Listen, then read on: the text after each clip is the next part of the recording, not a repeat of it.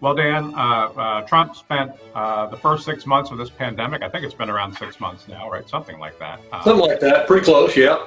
Yeah. Going on 6 years. Yeah, it feels like it.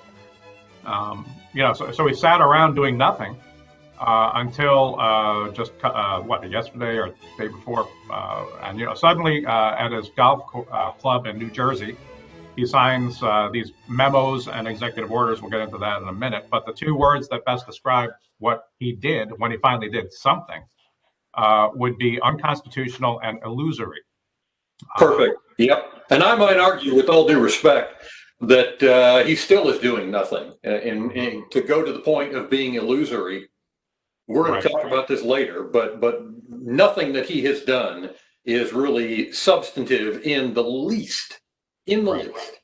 That's a good point. I got, we're in the business of words, and words matter. So I actually shouldn't have said he did something, right? But he finally did nothing but tried to appear to do something. Yes, right. These orders are the executive order equivalent of Trump University, which is to say a complete illusory fraud. That's what they are. Right. So yeah. Let's take the first word first, unconstitutional. Yep. We're really getting far afield from the basics, the fundamentals of constitutional norms, where we have a Congress that is supposed to be the lawmaker and a president who is supposed to be the person who executes the law. Just a very brief primer for anybody listening here. It's up to Congress to set national tax policy. It's up to Congress to regulate interstate commerce. It's up to Congress to appropriate money, right? And these are all things that Donald Trump seems to think that he can do by himself without Congress. He went so far as to call his own memos and executive order bills. Yes, that's right. As though he was unilaterally enacting legislation. A reminder to our Republican friends: what's good for the goose, right?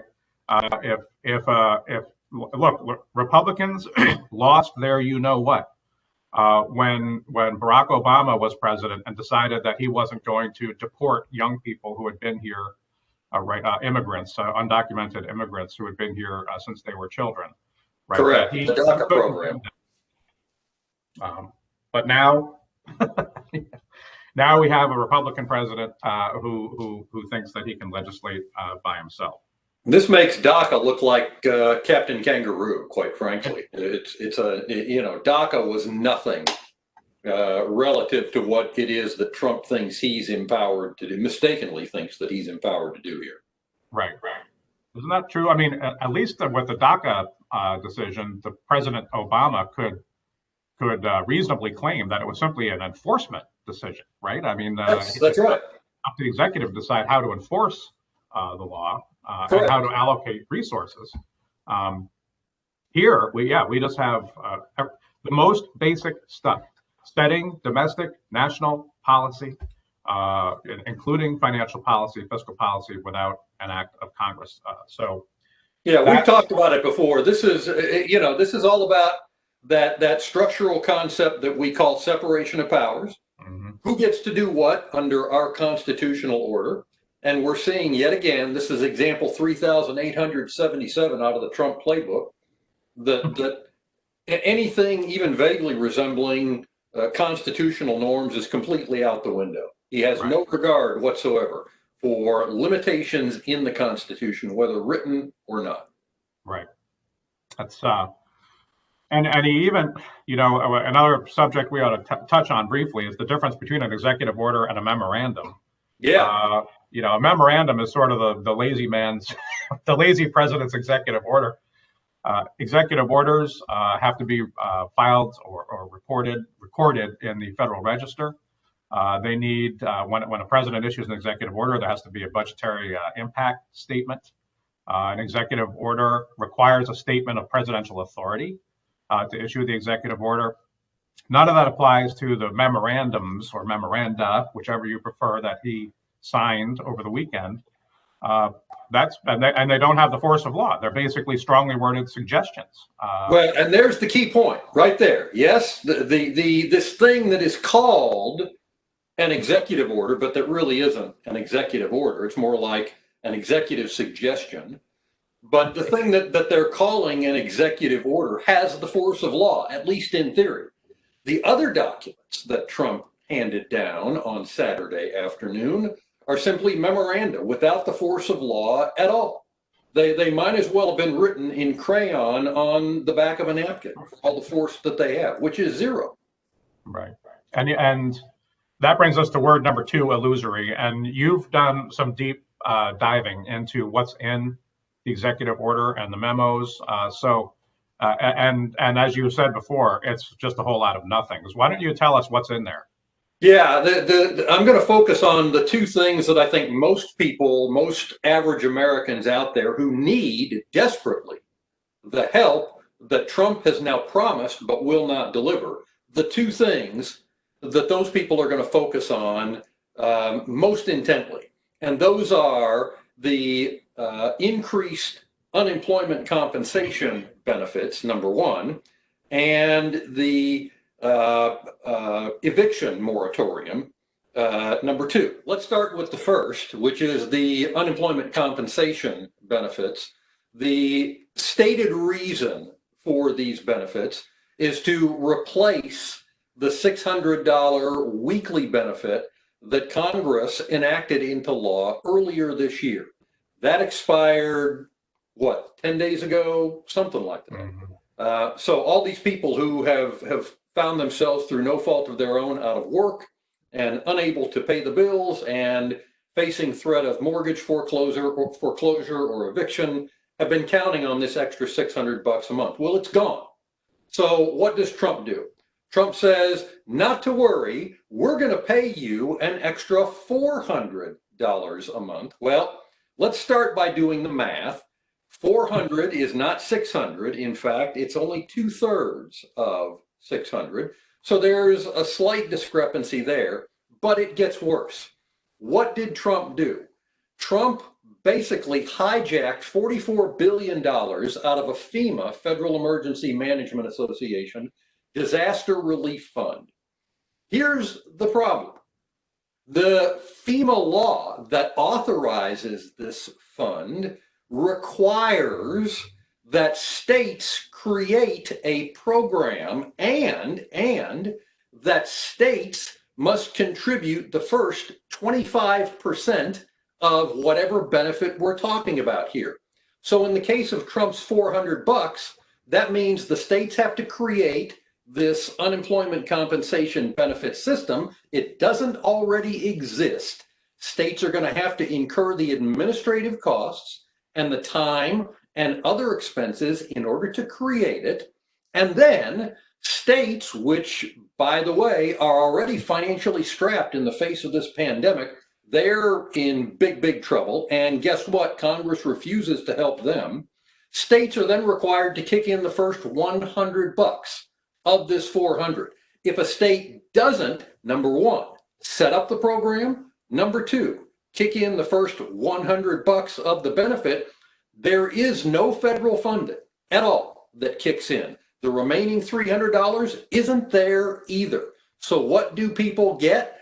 Answer, zero. They get nothing, and they'll be expected to like it. Sets up this photo op to suggest relief is on the way. Yep. Well, I suppose he can claim to be generous because Republicans in Congress only wanted to give people $200 a month. It's incredibly cruel is what it is, because you know that there are an awful lot of people who woke up Sunday morning after reading the news or hearing it on TV or the radio thinking, wow, what a relief. At least I'll be getting an extra $400 a week. Well, no, you won't. The programs don't even exist at the state level. And you may recall that when Congress created the first $600 weekly benefit, it took a lot of states, months, weeks, at least months, to set up working systems that could register people who needed these benefits and then see to it that they got the benefits that they had been promised. And a lot of them still haven't. So if you're thinking that there are an awful lot of people who think, I'm going to start collecting this money this week or next week, it ain't happening.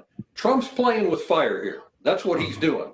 He's making an awful lot of promises here to an awful lot of people that he absolutely cannot deliver on. And by the way, let's assume that everything worked out perfectly, right? That the system was in fact in place and up and running today, even as we speak. That $44 billion that Trump has swiped from FEMA to pay for this is projected to last maybe 6 weeks. Okay, so we're talking about what, mid-September, those funds would run out. And when they're gone, right? Unless Trump can figure out someplace else to steal funds from, or promise to steal funds from. Maybe the Pentagon. But not actually steal the funds. Right. So that's the first benefit, quote unquote, I use that term liberally, is the unemployment compensation benefits. The second big promise that I think an awful lot of people are paying attention to is the supposed eviction moratorium, right? Oh, we don't want people's homes being foreclosed on. We don't want people who are renting places to be kicked out. So, in fact, this supposed eviction moratorium is the only executive order out of everything that Trump did, right? The problem is it doesn't enjoin evictions or foreclosures at all. It does not extend the existing moratorium that was in place from the law that Congress passed earlier this year, nor does it actually create a new moratorium. It does no such thing. It is merely suggestive. The EO suggests that the Secretary of the Treasury and Housing and Urban Development investigate ways that we can prevent people from being evicted. It suggests that they explore sources of funding that might be available to pay people so that they can make their rent or pay their mortgages. It doesn't identify any funds, it doesn't direct the payment of any funds, and it does not direct that anybody is foreclosed from evicting or kicking anybody out of their homes. And by the way, you don't have to take my word for it. Go to the whitehouse.gov website and you'll find a copy of the EO there, unless they're too embarrassed to have it up and they've taken it down. The last paragraph of this executive order contains substantially this language. Are you ready? Nothing in this order shall create in any person any enforceable rights against the United States, any agency of the United States, or any officer of the United States. And here comes the money line. You ready? Comma, or any other person. So any renter who woke up this morning thinking I'm going to call my landlord and tell him to drop the eviction proceeding right away or I'm going to sue him, she's going to be powerfully disappointed to find out that this supposed moratorium does not exist and it does not create any enforceable rights against anybody, least of all her landlord. So, shocking as it may be, Donald is all bluster, right? It's like I said, it's the Trump University of executive orders. There is nothing there but fraud and illusion. You know, it's like the old Rocky and Bullwinkle thing. Hey, look here, nothing up my sleeve. You know, there ain't nothing up his sleeve, nothing at all. Right. Yep. And finally, Dan, we were talking before we recorded that the Democrats shouldn't take the bait here. They shouldn't. It is the executive order and the memos. You know, they're unconstitutional. But Democrats shouldn't take the bait and sue. That's what Republicans want. They want to be able to say the Democrats took this away from you by suing to block it. There are plenty of parties out there who would have standing to challenge these orders or these memos. Employers, employees, let them handle it. Democrats should stay away from this, don't you think? Absolutely.